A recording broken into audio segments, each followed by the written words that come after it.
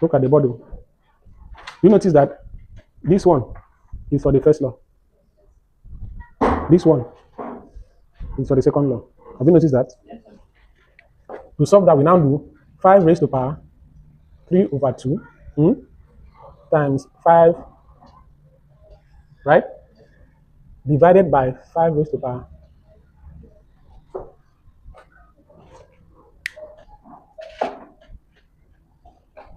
I hope you remember that a raised to power minus n equals to 1 over a raised to power n. Hope you remember.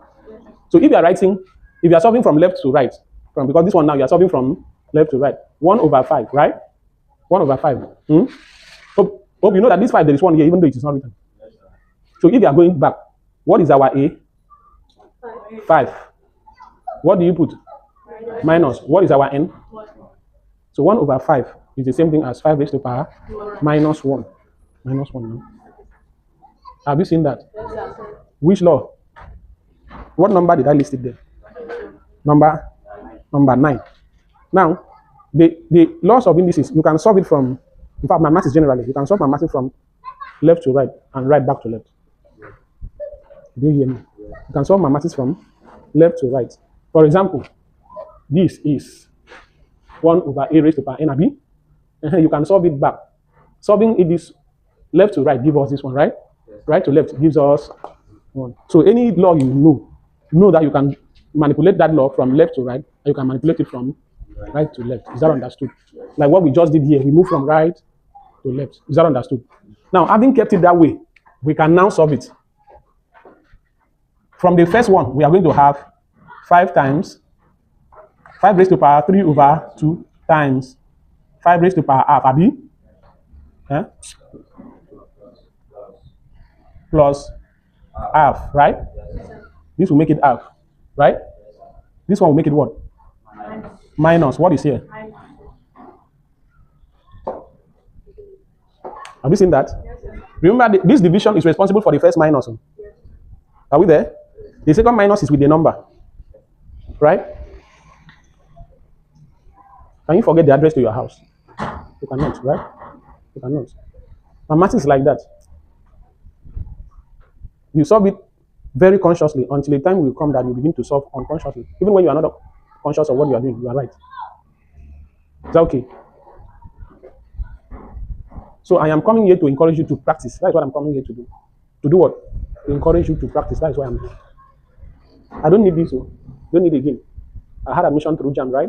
I had admission through JAM. So in my time, I practice. So it is your time to also practice. Is that understood? So that will give us what? 5, 3 over 2 plus half. Minus in one place. Plus 1. Remember, we can do 1 over 1 now. Remember, 1 means 1 over 1. Since there are denominator here. Are we there? Yes. That will give us 5. What's the LCM? The LCM is 2 now. The LCM of 2, 2, and 1 is 2, right? Is that correct? Yes. I'm not here to teach LCM. I hope you know. All right. 2 divided by 2. 1 times 3. 2 divided by 2. 1. 1 times 2 times 1. No, 1 times 1 is 1. 2 divided by 1. 2 times 1. What we now have is what? 5 raised to power 6 over 2. That will give us 5 raised to power 3, which is 125. Now remember, if you understand LCM very well, all these steps, you will not write them down. That's what I'm talking about, speed. Because sitting down to write all these steps, you are killing your time. You understand? You are killing your time. But if you have studied LCM long enough, right, you just keep all these places and you find yourself at 5 raised to power 3, 5 cube, right? And that 5 is 5 times 5 times 5. It will give you 125. That's what I'm talking about. Accuracy and speed. Unfortunately, you cannot take one part of mathematics and leave the other one. Now, like this one now, has taken us to LCM. So if you didn't understand LCM, it becomes a compound problem.